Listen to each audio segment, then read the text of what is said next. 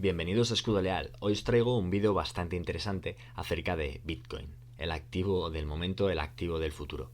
Os voy a explicar un poco cómo funciona, qué es, de dónde procede, cuáles son sus características principales y qué es lo que hace que sea tan importante y tan relevante en la actualidad y a futuro. Vamos a compararlo con el dinero fiat, el dinero fiduciario, la moneda que imprimen los bancos y el Estado. Por aquí os dejo un QR de contacto donde podréis acceder a mis redes sociales, noticias, vídeos y asesoramiento jurídico sobre Bitcoin y otros campos relacionados con el mundo del derecho. Por aquí os lanzo el disclaimer legal y empezamos con el vídeo. Bien, vamos a partir por definir qué es Bitcoin, de dónde surge, cómo nace, cómo funciona y qué lo diferencia respecto al resto de activos, qué lo hace tan relevante, por qué es tan interesante. En primer lugar, Bitcoin nace alrededor de 2008, a raíz de la crisis financiera mundial. Surge de una persona o grupo de personas desconocidas a las que vamos a llamar individualmente Satoshi Nakamoto.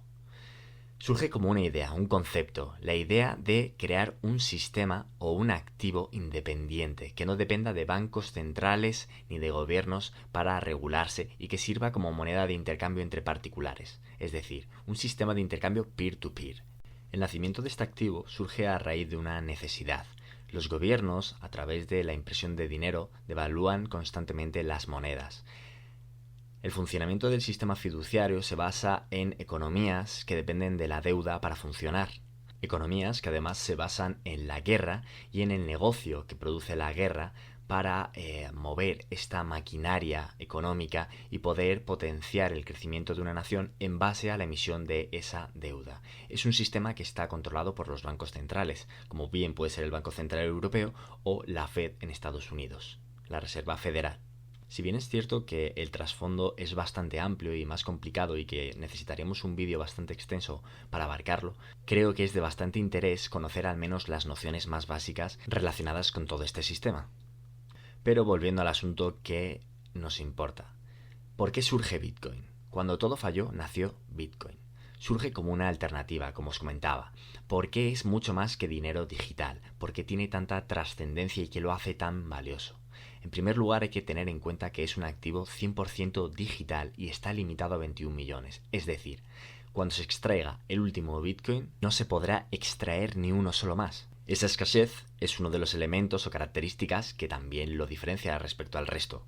En segundo lugar, es seudónimo, es decir, no estamos asociados o no está asociado a direcciones personales que permiten una identificación exacta acerca de quién está detrás de la moneda, quién está detrás de ese Bitcoin. Simplemente una serie de secuencias de cifras y letras que permiten un seguimiento, por eso lo denominamos como seudónimo y no como anónimo completamente. Esto lo vamos a ver en detalle a continuación. En tercer lugar, también desvincula el dinero de terceros, es decir, no necesita de bancos ni de gobiernos para funcionar. Es un activo completamente independiente que se autorregula y que tiene unas reglas escritas que son inmutables. En cuarto lugar, permite transacciones peer-to-peer, persona a persona, como comentábamos, es decir, sin intermediarios de por medio. Podemos hacer transacciones libres de comisiones entre personas que se encuentran en diferentes partes del mundo, en tiempo real y en cualquier momento. Por último, este sistema se encuentra anclado en lo que conocemos como blockchain, que es un libro de contabilidad digital público, seguro e inmutable, la cadena de bloques donde se registran todos y cada uno de los movimientos de la red de Bitcoin, que es lo que permite esa tranquilidad, esa seguridad, esa transparencia que lo caracteriza. El problema del dinero tradicional. ¿Por qué el dinero tradicional está en crisis? ¿Qué es lo que hace que se devalúe? Como mencionaba en otros vídeos, una de las principales causas es que está sujeto a inflación descontrolada.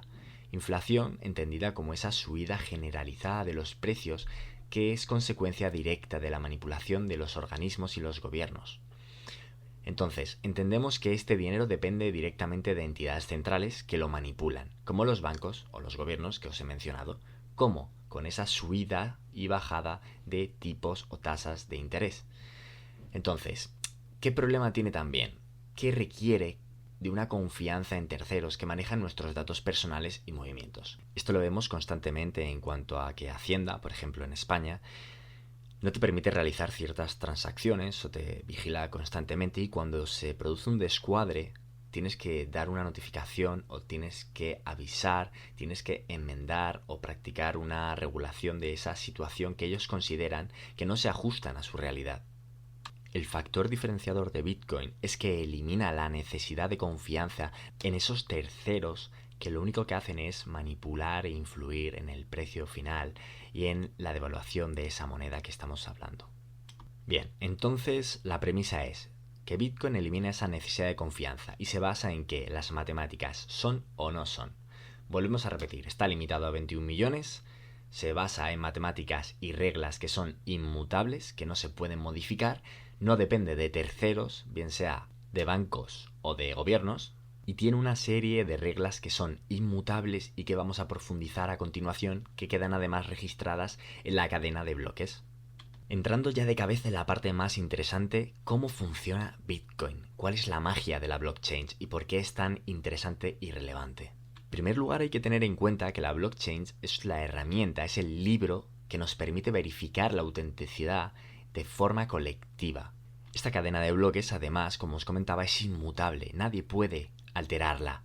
¿Por qué? Porque se basa en un conjunto de reglas que la hacen inmodificable e inmutable, y solo cumpliendo una serie de características que son bastante complejas se podría llegar a modificar, y es hipotéticamente o teóricamente imposible. ¿Qué me baso para afirmar esta premisa y por qué estoy tan seguro de que esto es prácticamente imposible? Bien, vamos a ir por partes. En primer lugar, identificamos que la blockchain sirve para verificar esa autenticidad sin depender de terceros que puedan influir o manipular. Esta capacidad de verificación se distribuye de manera segura y anónima, o más bien seudónima, como os comentaba. La estructura es la siguiente. En primer lugar, cada transacción se registra en un bloque. Quiero que os imaginéis un bloque de piedra muy dura, un bloque muy grande con bastante superficie en el que se pueden escribir palabras.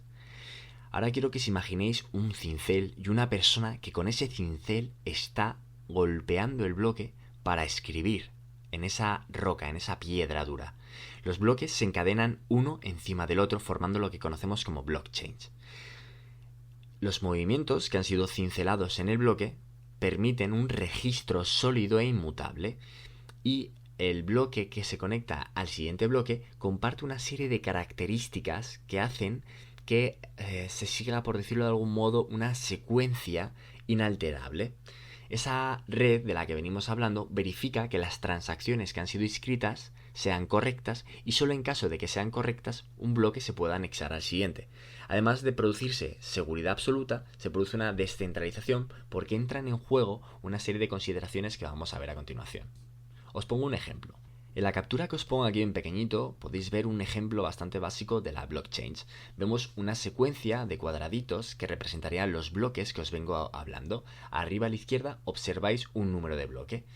Ese número de bloque representa un número que ha seguido un orden, empezando por el primer bloque, el denominado bloque Génesis, que minó Satoshi Nakamoto o que creó Satoshi Nakamoto como inmutable, con una secuencia de reglas que permitirían seguir a la cadena de bloques creciendo y guardando esta autonomía que la define. Entonces, viendo en la imagen podéis observar cómo los bloques tienen una numeración que va increciendo, es decir, desde el bloque 1 hasta el 80 y pico mil. Cada 10 minutos aproximadamente hay una especie de encargados, como podríamos decir, denominados mineros, que se encargan de poner a disposición de la red poder computacional para minar bloques. Es decir, se produce un intercambio de energía y de poder computacional para extraer esos bloques que se incorporan a la blockchain. Esta extracción que se produce en esos 10 minutos aproximadamente otorga una recompensa a ese minero que consigue extraer ese bloque para poder inscribir transacciones en él y seguir contribuyendo a la blockchain. Esa recompensa, la vamos a ver ahora a continuación en las características de los bloques, permite fomentar a los mineros a seguir extrayendo bloques y a seguir trabajando en la blockchain. El bloque se compone de ese número de secuencia y una serie de reglas que lo caracterizan. En primer lugar, comprende un espacio aproximado de 1 mega por bloque. Se pueden inscribir unas 2000 transacciones aproximadamente. Aproximadamente también se puede minar o extraer un bloque cada 10 minutos. La recompensa por bloque actual, es decir, por poner a disposición de la red el poder computacional, los mineros reciben esta recompensa que es de 3 bitcoins o 3,125 bitcoins para seguir incentivando a la minería y a la extracción de estos bloques. Se produce un evento, además, que cada cierto número de bloques lo que hace es, de manera automática, reducir la recompensa que otorga la red por esa extracción de bloques, dando lugar a lo que se conoce como halving. El halving básicamente es un evento que se produce aproximadamente cada 4 años o cada, no sé si me equivoco, pero de 210.000 bloques o algo así aproximadamente, que lo que hace es reducir a la mitad de la recompensa. Cuando se empiezan a minar bloques, la recompensa era bastante alta, digamos que unos 50 bitcoins por bloque aproximadamente. Cada 4 años, o los bloques mencionados, se reduce a la mitad, es decir, que cada 4 años en vez de 50 serían 25 bloques. O sea, 25 bitcoins, perdón. Seguido de esto, cada otros 4 años, pues la mitad de 25, 12,5. Y así sucesivamente hasta llegar a lo que estamos a día de hoy, que serían esos 3,125 bitcoins, para seguir incentivando esa recompensa y seguir proporcionando un suministro a esa red para incentivar a los mineros obteniendo una recompensa por su trabajo. Bien, estos bloques que vengo hablando incorporan una serie de características o elementos. Os pongo en la imagen, primer bloque o bloque Génesis, que os comentaba que había minado o había creado Satoshi Nakamoto. Incorpora una serie de información que lo hace muy relevante. En primer lugar, el hash. El hash es una secuencia de números, que es como digamos un identificativo de forma muy simplista. Incorpora también la fecha y hora de creación de ese bloque o extracción de ese bloque. Además, la recompensa de esos 3,125 bitcoins al minero que lo mina permite la posibilidad de incorporar nuevas transacciones y además otorga una serie de informaciones relevantes para la cadena. Os pongo ahí un ejemplo de minar, ajuste de dificultad, mineros, pools y piscinas, porque existe un trasfondo detrás de todo esto acerca de la minería. El proceso de minado tiene un autoajuste o autorregulación, de manera que la red se autolimita cuando detecta que se está produciendo una extracción demasiado rápida o demasiado lenta. Es decir, se produce lo que conocemos como ajuste de dificultad. De manera que si la red detecta que se están minando bloques de manera muy rápida, lo que hace es incrementar la dificultad de manera que no sea tan sencillo minar esos bloques. Recordemos que se pone poder de computación para resolver problemas matemáticos y poder obtener esa recompensa. Eso es lo que denominamos como minar. Por la resolución de esos problemas matemáticos complejos, la red te recompensa otorgándote esa serie de bitcoins.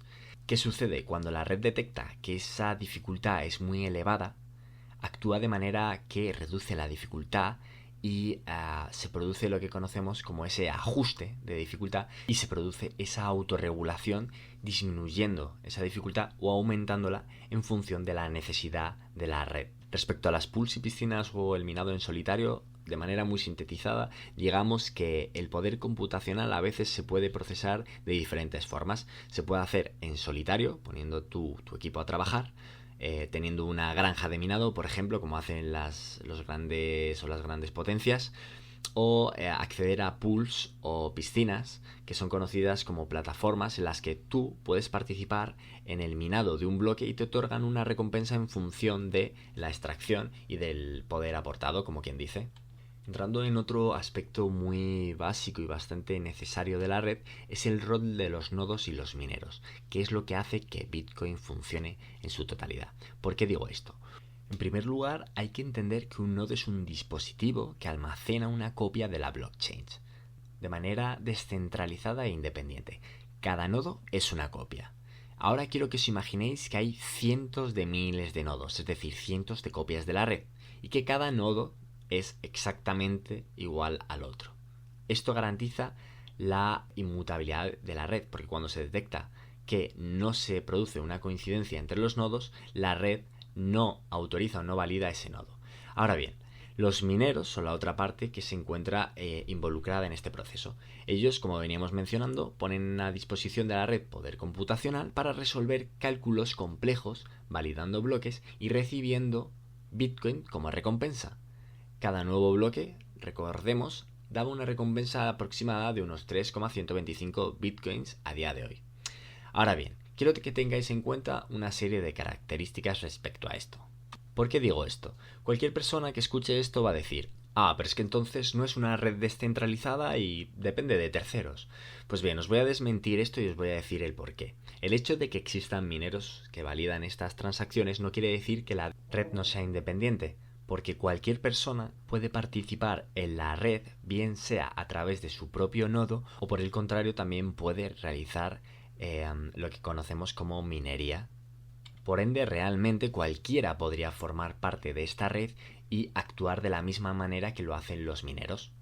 Eso es lo que hace la red tan especial, que cualquiera puede involucrarse y cualquiera puede formar parte de ella. Ahora vamos a entrar en el aspecto más complicado, ya que es el más técnico y es el que hace referencia a la seguridad de Bitcoin, acerca del cifrado y cómo funciona ese sistema o corazón criptográfico de Bitcoin, el conocido SHA-256.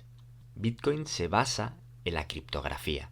El SHA-256 es un algoritmo criptográfico de hash que convierte cualquier entrada, texto, número, archivo, etc., en una cadena fija de 64 caracteres hexadecimales, 256 bits. Esta cadena se llama hash. Recordemos que los bloques se componen de hash en la entrada y en la salida. Es lo que los une y es lo que crea la cadena de bloques. El hash permite cifrar la información de manera que no sea pública o descifrable de manera sencilla. La propiedad clave aquí es que siempre devuelve el mismo resultado si la entrada es exactamente igual, pero cambiando mínimamente la entrada se produce un hash completamente diferente.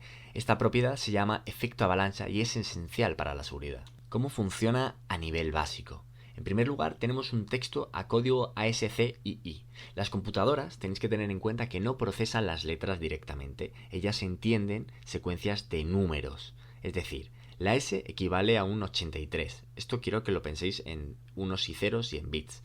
S es igual a 83, la O es igual a 79, la I igual a 89, el espacio igual a 32, etcétera, etcétera, etcétera.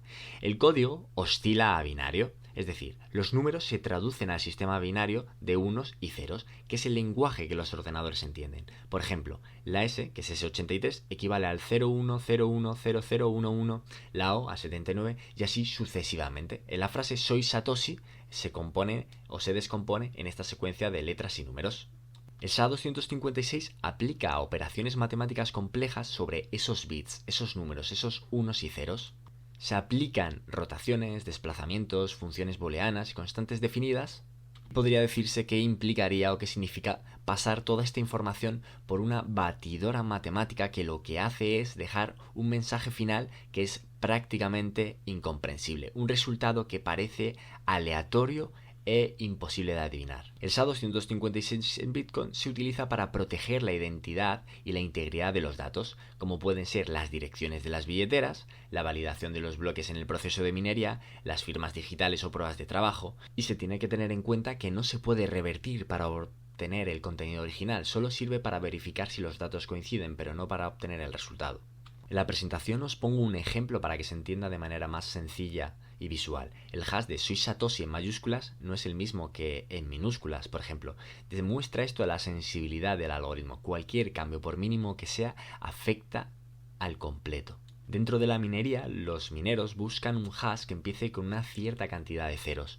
La complejidad de la minería radica en que para obtener la recompensa de esos bitcoins que se otorgan minando, hace falta encontrar esa secuencia que empieza por una cierta cantidad de ceros. Para encontrar esa secuencia de ceros se prueban miles de millones de combinaciones cambiando los números. De manera que solo en el momento en el que se encuentre ese resultado que cumpla dicha condición se otorga la recompensa final por bloque, esos 3,125 bitcoins. Ahora bien, este hash tiene una serie de propiedades que lo hace único e indiscutiblemente de los mejores. ¿Por qué? Porque tiene un determinismo, es resistente a colisiones, es resistente a preimagen y tiene un efecto avalancha en cuanto a que cualquier cambio, por mínimo que sea, afecta a la totalidad del hash. Ahora bien, vamos a entrar en un punto que creo que es muy interesante y relevante para todos los que estamos empezando en este mundillo. ¿Cómo se crea una frase semilla? ¿Qué es y para qué sirve una wallet? Recordemos una frase que va a ser el pilar fundamental de este activo denominado Bitcoin. No tus claves, no tus monedas. Y esto tiene una explicación. Mucha gente posee Bitcoin en exchange, que son terceros que actúan como brokers. Digamos que son plataformas independientes o de terceros que se encuentran en tu propio país o en otros países a los que se les realiza una transferencia o un pago y que ellos son los que se encargan de regular esa compra o venta de Bitcoin o demás activos. ¿Qué sucede aquí? Tú estás poniendo el dinero y ellos te están haciendo una promesa de que tienen ese activo, pero realmente ese activo no se encuentra en tu poder a pesar de que sí se encuentra a tu nombre. Lo que sucede es que si tú ese activo no lo sacas del exchange, realmente no está en tu poder. Es decir, que si ese exchange quiebra, tú pierdes tus monedas o al menos vas a estar durante mucho tiempo peleando para recuperarlas. Eso si un estado no decide que te las incauta por cualquier motivo. Por eso es muy importante en este mundo tener una cold wallet o una cartera fría. Vamos a explicar las principales características de estos aparatitos y por qué son tan importantes. Vamos a partir con el concepto de frase semilla. ¿En qué consiste? Es una lista que oscila de entre las 12 a 24 palabras, que son únicas y generadas al azar por este dispositivo físico que va a ser considerado un dispositivo seguro. Permite recuperar la wallet si pierdes el dispositivo y permite transferencias globales 24/7. Os pongo unos ejemplos de los más conocidos, como pueden ser Trezor, Ledger o Jade. Recordad, nunca hagáis una copia digital de la frase semilla y interesa que estos dispositivos sean código abierto. Ahora bien, esas 12 a 24 palabras son vuestra contraseña y clave única. Es prácticamente imposible de averiguar o descifrar ya que se encuentran completamente cifradas. El dispositivo que genera estas claves no toca internet en ningún momento. Por eso es importante no hacer nunca copias digitales de la frase semilla, es decir, nunca sacar una foto de las claves, nunca escribir o teclear las claves en el ordenador. Siempre se va a hacer a través de este dispositivo. Ahora bien, profundizando más, concepto que es función e importancia. Frase semilla o seed phrase, ¿qué es? Es una lista de 10 a 24 palabras con un orden específico y numerado. Wallet o cartera, ¿qué es? Un software o dispositivo que gestiona y sirve para la autocustodia. ¿Qué función tiene cada una? La frase semilla recupera todas tus claves privadas y direcciones. Es la llave maestra, ¿de acuerdo? La wallet es el aparatito que permite enviar, recibir y almacenar esas criptomonedas. ¿Qué importancia tiene? La frase semilla es la raíz, la llave maestra, la raíz maestra. Si la pierdes, pierdes todo. Es como la llave de tu casa, la llave de la puerta blindada de tu casa, ¿de acuerdo? ¿Qué importancia tiene la wallet? Que es una herramienta que se puede reinstalar si tenéis esa llave maestra que es la frase semilla.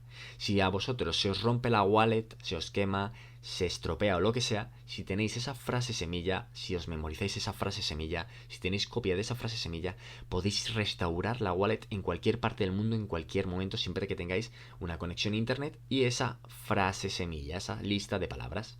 La relación que existe entre la frase semilla y la wallet es que la wallet genera la frase semilla al crearla y que la frase puede restaurar la wallet en cualquier dispositivo. Espero que haya quedado claro. Ahora bien, vamos a hacer una especie de síntesis de qué ventajas únicas tiene Bitcoin y por qué va a ser un sistema imparable.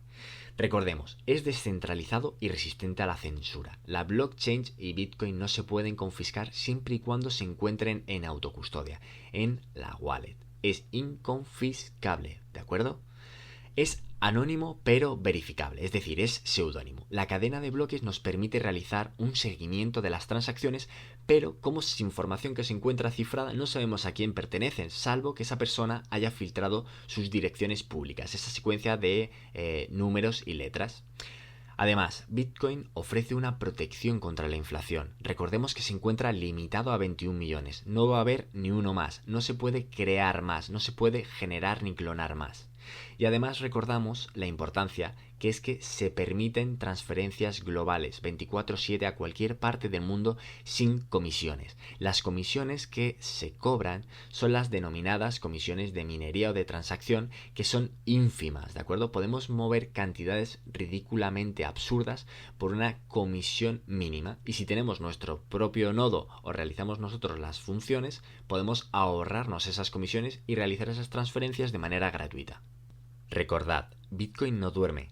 Es el dinero de Internet, está siempre operativo. Y como diría un conocido llamado Michael Saylor, there is no second best, no hay segundo mejor. Ahora bien, os dejo aquí un cuadro acerca de la adopción global, donde podéis ver cómo el número de nodos es enorme y cada nodo permite validar o realizar una copia de la cadena de bloques. Es decir, podéis ver cómo existe una distribución a escala global y cómo mientras haya un solo nodo operativo, la red va a existir. Podéis ver también cómo hay 547.369 nodos distribuidos por todo el mundo y que son visibles. Es decir, que habrá más y este número sigue creciendo. También os dispongo aquí una distribución del suministro de Bitcoin para que podáis ver cómo se distribuye. Podéis ver como un 2,56% se encuentra en manos de gobiernos, un 3,65% en manos de compañías, 17,9% en manos de mercados, bien sea de los exchanges, fondos, etc. En activos, un 17,8%, donde se encuentran bitcoins que han sido perdidos bien porque las personas que los custodiaban han perdido su frase semilla y no han podido recuperarlos. Por esto, también es importante recalcar una cosa. Esa frase semilla, esa lista de palabras, es una llave que da acceso a un portón blindado. Si tú pierdes esa frase, pierdes tus bitcoins. Un ejemplo de la confianza y la fiabilidad de esta red y de este activo es que existe un 17,8% de bitcoins inactivos, entre los que se encuentran aproximadamente 1 millón del creador, Satoshi Nakamoto, que se encuentran bloqueados en una dirección desde aproximadamente más de 10 años. Para que os hagáis una idea. Y el resto son prácticamente bitcoins que se encuentran inactivos, bien porque la gente ha perdido sus claves o no han sido minados. Por último, un 58,94% se encuentra en manos de individuos. ¿De acuerdo? Quiero que veáis la diferencia y de cómo aquí supera el individuo al Estado, cómo es libertad, cómo representa la posibilidad de respaldar tu trabajo, tu tiempo y tu dinero. Pongo también ejemplos como El Salvador, que ha ido incorporando una estrategia de acumulación a largo plazo desde hace bastantes años, y cómo se ha ido distribuyendo a escala global, como Estados Unidos, Japón, Alemania y Canadá han ido incorporando una serie de bitcoins a sus fondos, y cómo en Estados Unidos, por ejemplo, recientemente se ha iniciado la creación de reservas estratégicas que demuestran la validez y la fiabilidad de este activo. Y bueno, hasta aquí el vídeo, espero que os haya gustado y que hayan quedado claro la mayoría de conceptos. Si tenéis cualquier tipo de duda, no dudéis en contactar conmigo, bien a través de este QR donde tenéis mis redes sociales o a través de los comentarios a través de este canal de YouTube. Que tengáis un buen día, un saludo.